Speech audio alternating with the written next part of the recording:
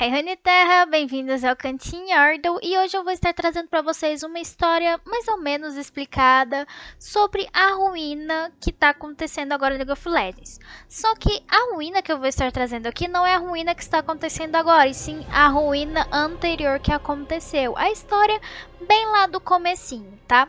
E, bom, lembrando que isso aqui foi feito por uma jogadora, beleza? E eu também peguei isso aqui do LoL Wiki, que é uma página muito interessante que tem muita informação sobre o League of Legends, sobre campeões, sobre uma porrada de coisa.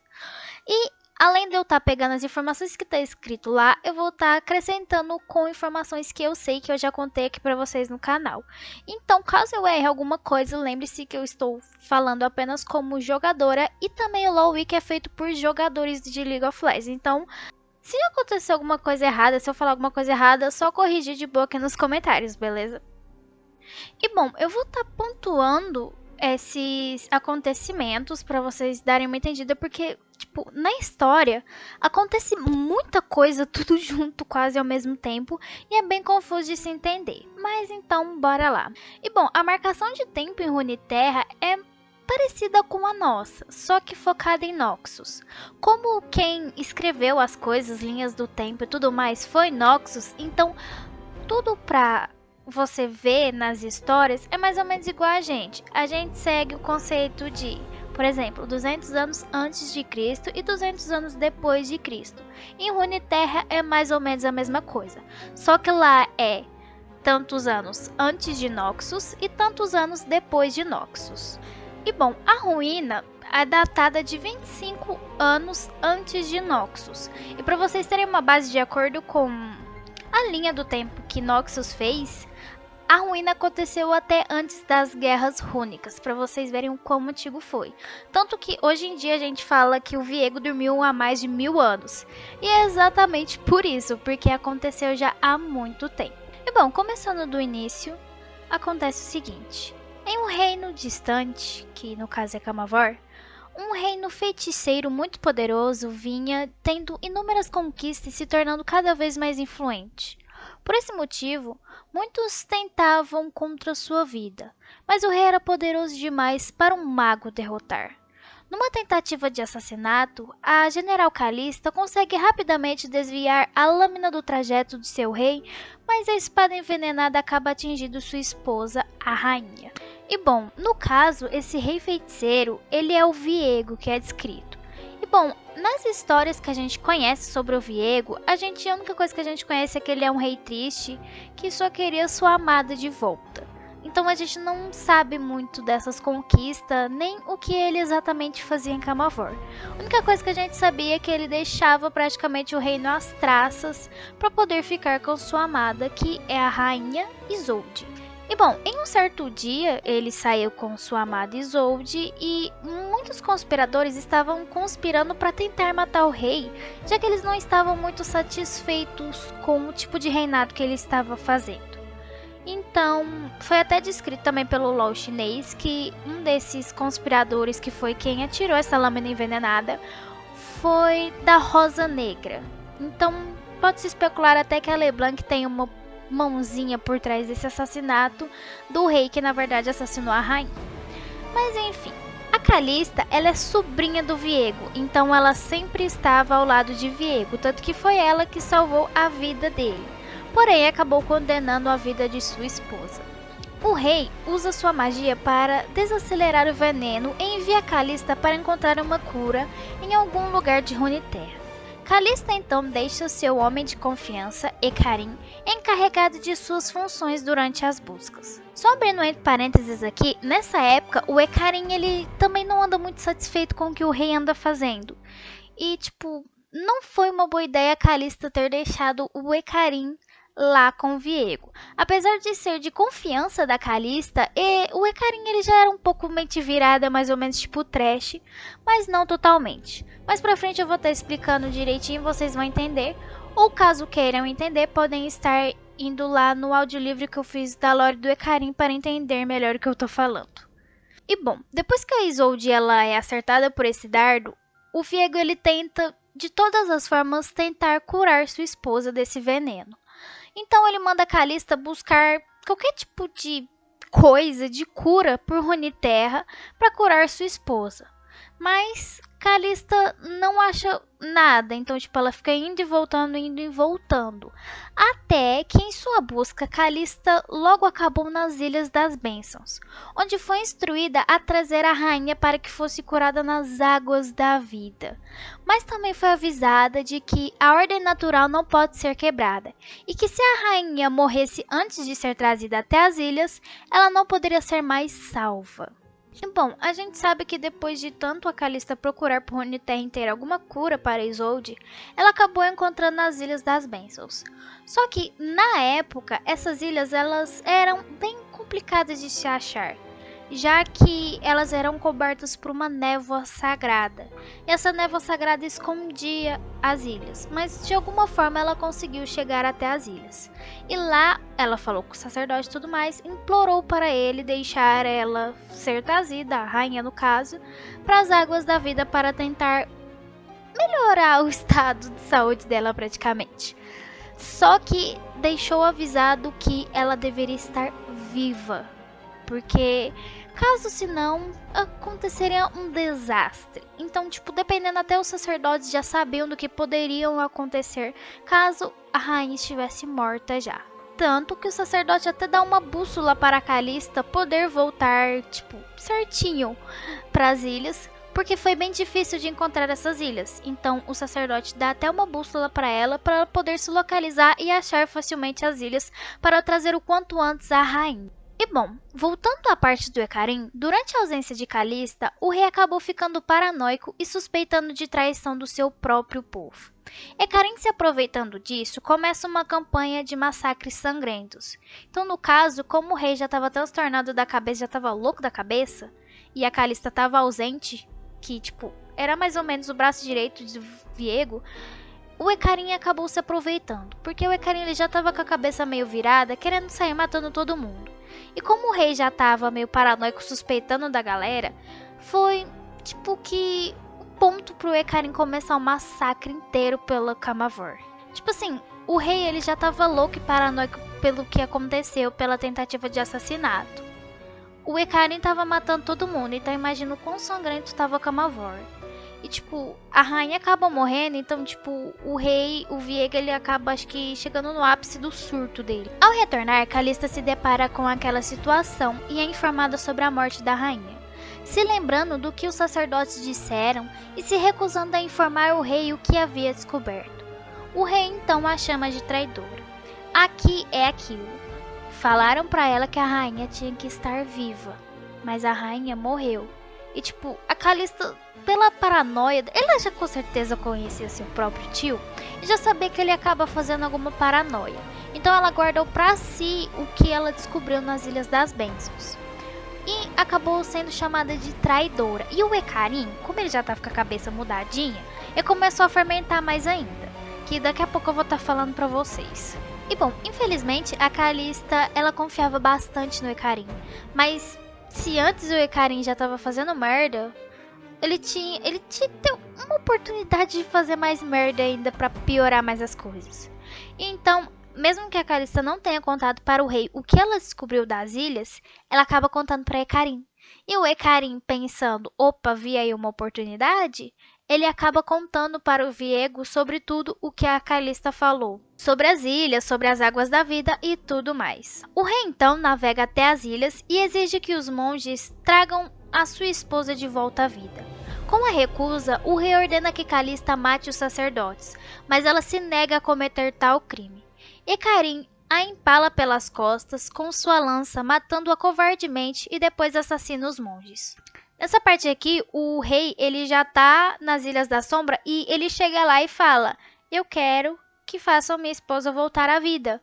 Só que bem provavelmente a galera, como eu falei lá para trás, já sabia do que provavelmente poderia acontecer, já que foi explicado que eles não poderiam quebrar o ciclo da vida, que no caso ela morreu, ela deveria descansar e pronto. Mas mesmo assim, o rei ele queria de qualquer custo trazer sua amada de volta. Então ele ordena para que sua sobrinha Calista saia matando todo mundo para que ele tenha caminho livre. Só que Calista, como ela tinha compaixão pelas pessoas e ela já tinha conhecido aquela galera antes do Viego conhecer, né? Porque com certeza ela deve ter ficado lá, sei lá, para entender melhor como é que funciona as águas, para trazer as informações para o Viego. Então ela não quis cometer esses assassinatos. Só que Ekarim, como sempre vindo uma oportunidade, não negou a oportunidade. O que ele fez? Ele logo lançou a lança dele na Kalista, tanto que aquelas lanças que a Kalista tem no jogo são as lanças do Ekarim. Porque antes da névoa acontecer, antes de tudo acontecer, a Kalista ela foi morta por Ekarim, simplesmente porque ela recusou se matar, e o Ekarim ele queria o comando. Então a oportunidade dele era matar a Kalista, matar todo mundo e pegar o comando dos exércitos para ele. Então ele foi, matou a Kalista e saiu depois matando todo mundo. Porque o que ele queria era sair matando todo mundo. Thresh, o guardião das correntes de Elia, já corrompido pelos artefatos mágicos advindos das runas globais, leva o rei até as fontes. Que aqui no caso, deve que acontecer o seguinte. O Thresh, ele também era uma cabeça totalmente, sei lá, fora da casinha. O Thresh, ele também queria ver o caos igual o Ekarim. Só que o Thresh, ele era, tipo, 10 vezes pior. Desde, tipo, na lore do Thresh, é descrito que, tipo, sei lá, desde pequenininho, desde quando ele chegou lá em Elia, ele já é pirado da cabeça. Então, tipo, ele queria ver destruição também. E vendo essa oportunidade de que o rei tava mandando matar todo mundo e tudo mais, foi o ponto que o Thresh precisava para causar maior caos ainda no mundo. Então ele leva o Viego até as águas, aonde o Viego deposita o corpo da rainha. Só que a rainha, quando ela volta, entre aspas, à vida, ela não é mais a mesma. Tanto que vermes caem de sua boca e ela estava totalmente mortalmente fria. E assim que ela voltou, entre aspas, com consciência, ela implorava para que ele a matasse novamente. Porque ele acabou quebrando o ciclo normal da vida. Então, tipo, a rainha, ela foi o primeiro espectro das Ilhas das Sombras, para vocês terem uma base. E bom, o Viego, ele obviamente não queria fazer aquilo que ela estava implorando, a morte no caso. Então, ela acaba pegando a própria espada do Viego e fincando em seu coração. Tanto que aquele triângulo de cabeça para baixo que a gente tem nas splash arts do Viego e tudo mais, no seu peito, aquilo foi a lança que a Isolde fincou no coração dele. E bom, como a Isolde acabou pegando a espada do rei e fincando nele, ela sendo um espectro, está na água da vida e tipo, meio que deve ter dado uma reação muito louca, porque a espada ela era mágica, de reis já antigos, já antes do Viego. As águas da vida dão vida, então tipo, a espada já tinha uma convergência com gente morta. A Isolde estava meio morta, meio viva, e o Viego estava vivo. Então, imagina a convergência que deu, tipo, uma explosão que deve ter dado quando aconteceu tudo isso. E bom, a partir deste momento, surgiu a Névoa Negra. E a Névoa Negra, ela rapidamente se espalhou por todas as ilhas, corrompendo tudo o que tocava, planta, ser humano, o que fosse. Pressentindo o perigo, Maokai absorve todas as águas mágicas da vida para dentro de seu corpo ente, a fim de preservá-las. O Maokai, ele foi o primeiro ente a ser criado nas Ilhas das Bênçãos. Por isso que ele próprio conseguiu sugar para si as águas da vida. Tanto que os espectros, no conto do Maokai, que eu também tenho aqui no meu canal, caso você queira ver, eu vou estar deixando aqui em cima, é descrito que a névoa, os bichos da névoa tentam ir para cima dele, só que não conseguem ficar por muito tempo. Eu não lembro mais ou menos direito, mas enfim, o Maokai ele não consegue ser corrompido exatamente por ele ter as águas da vida dentro dele. Já o Yorick, o último dos monges que acabou sobrevivendo de todo o massacre, acabou sendo pego pelas névoas, mas ele não foi corrompido por conta de um pingente com uma gota da fonte em seu colar. O Yorick, ele foi tipo o único monge que restou do massacre, pelo visto. Pode ter outros que acabou se corrompendo e tudo mais, mas pelo que eu sei, talvez o Yorick, tipo, dos vivos depois do massacre que o Ekarim fez, provavelmente só tenha restado o Yorick. E como ele tem, né, no caso ele não tinha, ele ainda tem a gota da fonte no seu colar, a névoa não se aproxima dele totalmente, tipo, ele acabou sendo pego pela névoa, tanto que por isso que o corpo dele é daquele jeito e ele controla aquela noiva, é noiva da noite. Eu nunca lembro o nome da Ultimate do Yorick, mas enfim. Ele consegue controlar ela, mas, tipo, ele tem uma cabeça sã. Ele não é tão paranoico, tão fora de linha que nem os outros corrompidos. E bom, a Calista Trash e o Hecarim, que no momento da névoa sair invadindo, comendo todo mundo praticamente, o Hecarim ele tava em cima da sua montaria. E era uma montaria que o Hecarim gostava muito, tanto que por isso que ele se funde ao seu cavalo, tanto que por isso que ele é daquela maneira, porque na hora ele estava em cima do seu cavalo. E se tornam espectros mortos-vivos. A Calista, ela, no caso, ela já estava morta. Só que mesmo morta, ela volta à vida. Lá atrás eu tinha citado que a Calista, ela tinha sido morta pelo Hecarim, mas mesmo ela já tendo morrido antes da névoa chegar, antes de tudo acontecer, ela volta à vida. E bom, pelo que o Viego fez chamando ela de traidora antigamente e pelo Hecarim ter feito o que fez com ela acabou se tornando tipo o espectro da vingança, que é basicamente o nome dela. Calista, a lança da vingança. Simplesmente porque ela quer vingar a sua própria morte, porque ela confiava de olhos fechados no Hecarim. E o Hecarim simplesmente, ela virou as costas e ele meteu uma lança nas costas dela. Tanto que hoje em dia, tipo, ela é um espectro que sai vagando por Runeterra. E, tipo assim, se por exemplo eu morro e foi culpa de alguém e eu quero me vingar dessa pessoa, a Calista toma minha alma pra ela, vai atrás dessa pessoa e mata a pessoa. Então, tipo, além dela querer se vingar, ela vinga outras pessoas também. O Trash, ele continuou mais paranoico ainda, né? Tipo, ele piorou 10 vezes mais.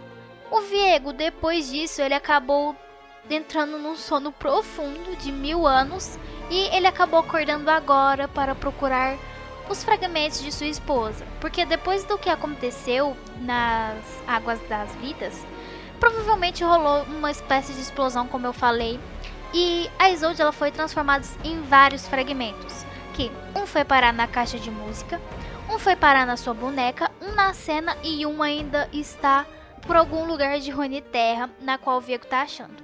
Eu acho que ainda falta mais um fragmento. Isso porque o Viego já pegou 2, ainda tem um da Gwen, mas eu acho que ainda falta mais um. É o que eu acho, deixando bem claro, é o que eu acho. E bom, depois desses 1000 anos dormindo, o Viego ele reacordou e agora está caçando por toda a Runeterra os fragmentos de sua esposa para tê-la de volta. Porém, por trás dele tem Hecarim e Trash falando bastante coisa com certeza. Mas então, bom, eu espero que eu tenha conseguido explicar direitinho pra vocês. Pode ter alguns erros sim, ainda mais erros meus também por estar falando muita coisa aqui. Mas espero que tenham gostado, isso foi bem uma história bem explicada mesmo, bem resumida do que aconteceu antes das ruínas de agora. Bom, se você quiser entender mais ainda sobre as histórias, sobre cada história, tipo da Calista, do Trash, do Hecarim e tudo mais, eu tenho todas as histórias dos personagens, campeões, enfim, das Ilhas das Bênçãos aqui no meu canal. Então, se você quiser tá indo lá dar uma olhada, é só ir na aba Histórias de Runeterra, que vai estar lá todas as lores dos campeões das Ilhas das Sombras. Bom, então é isso. Se você tiver mais alguma coisa a acrescentar aqui, pode estar deixando aqui nos comentários que eu vou estar vendo. E não esquece de deixar seu like e de se inscrever no canal.